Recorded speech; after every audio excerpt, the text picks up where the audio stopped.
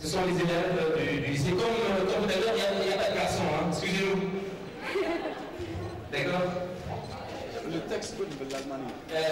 Excusez-nous, le texte est en allemand. Vous comprenez l'allemand, j'espère. Da ist eine Insel, die ist im Süden von Tunesien und sie ist die größte Insel in Nordafrika. Sie ist zu 522 Quadratmeter groß. Es gibt dort 130 Millionen Personen. Djerba est une île. Elle se trouve au sud de la Tunisie. لبستك قدمي لبستك حتى هيك لبستك منين ما انا ها ايش عم تسوي Oui, oui. Alors, est-ce que vous avez compris?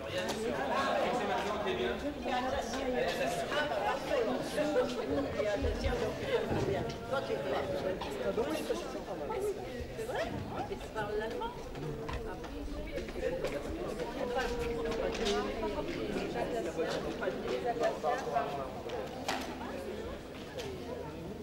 Erschien, aber die Hauptstadt da ist Hutsu. Es ist die Krone vom Tourismus und es gibt mehr als 140 Hotels. Alors, Djerba a 3 grandes villes qui sont Msouk, Midoun et Ajin. Mais la capitale est Msouk. Djerba est très connu pour son tourisme et il y a plus de 140 hôtels à Djerba.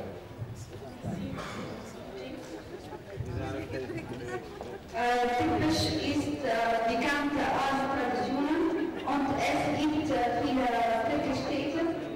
In der Lage gibt es ein berühmtes Museum, in dem man alles, was traditionell in der Stadt sehen kann.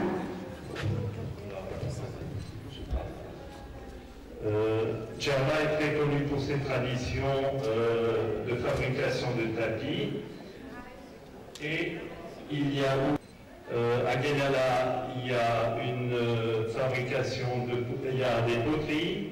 Guénala est très connu pour ses poteries. Il y a également un musée qui montre les traditions djerbiennes. Ok, c'est bon. Djerba erklärt zu 500 Millionen Oliven und mehr 3 Millionen Palmen. Es besteht aus 360 Musik. Die bekanntesten sind Musik Silieti, Musik von Riesen und Musik Jdid somit Olbeck. Alors à Djerba, on produit environ 500 millions d'olives. Il y a plus de 3 millions de paniers.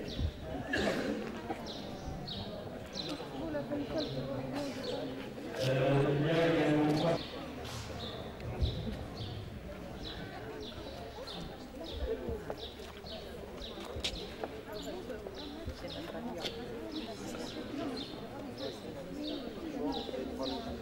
Djerba est très connu pour ses pêcheurs, pour les sports de plongée et pour les petites tournées avec des chevaux, avec des dromadaires,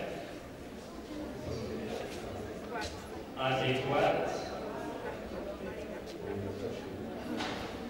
Voilà. Merci.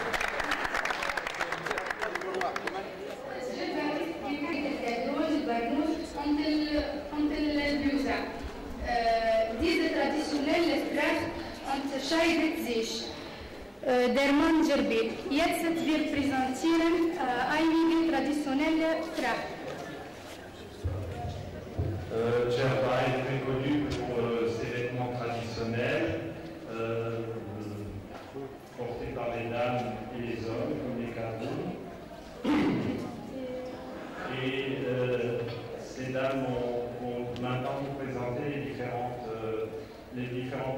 coutumes traditionnelles. De Gérard.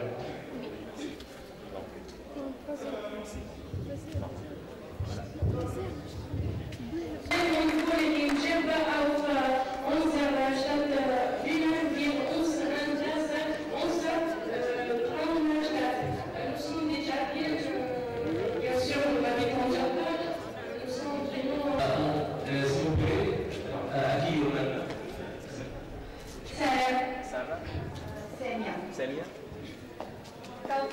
Et merci à nos jeunes demoiselles de nous avoir fait vivre un petit moment de tradition, de patrimoine. On se retrouve maintenant pour continuer notre débat et s'organiser. Merci à vous. Voilà. Très bien pour ces jeunes demoiselles. Merci beaucoup. Allez, la salle s'il vous plaît. Comme toute association, on est à la recherche de fonds. Et dans l'association dans laquelle j'ai travaillé pendant plusieurs années, on avait les mêmes problèmes. Et on organisait régulièrement, alors c'était en direction des personnes qui faisaient partie de l'association, mais c'était également ouvert aux gens extérieurs. On organisait tous les trimestres une visite d'une ville d'Alsace avec un repas le soir. On avait évidemment un petit participation. Ça me permettait en fait d'alimenter un peu la caisse de l'association. Et pendant 3 ou 4 ans, on a organisé également, ouvert aux membres d'association et aux autres, un rallye. Et ça nous permettait de financer d'autres actions. Voilà. Un rallye culturel, bien sûr. C'était une association culturelle. Et alors, on avait... Ah oui, bien sûr. Voilà. On a un rallye dans la région, c'était dans le Bas-Rhin, c'était même pas limité à l'Alsace, c'était encore plus restreint. Et on attirait quand même pas mal de personnes alors on demandait une petite contribution pour ce rallye et ça remplissait la caisse. Ça remplissait la caisse. Inch'Allah, merci. Monsieur. Ah oui. Oui. Alors, dans le même idée, pour récolter des fonds, il y a aussi le principe de la recherche de sponsors. À Djerba, il n'y a pas de grandes industries, il n'y a pas de constructeurs automobiles, il n'y a pas d'industrie chimique. Par contre, il y a des gens qui gagnent très bien leur vie. Je pense par exemple aux concessionnaires automobiles. J'avais entendu dire que certains concessionnaires atteignent leur quota au milieu de l'année, donc ils gagnent très bien leur vie. Vous avez des commerces Vous avez des commerces, au Carrefour, au Mobile. Vous avez aussi des banques, et chacun sait que les banques gagnent. Chacun sait aussi que les banques gagnent très bien leur vie. Vous avez des administrations, vous avez des administrations domestiques. Il y a, on a dit tout à l'heure, 140 hôtels. Tous sont dirigés par des jardins qui s'appellent peut-être à faire un geste, à donner quelque chose. Alors, si chacun nous donne quelques dizaines d'euros qu'on multiplie par le nombre de ses sponsors, de ses donateurs, on peut récolter de bonnes sommes.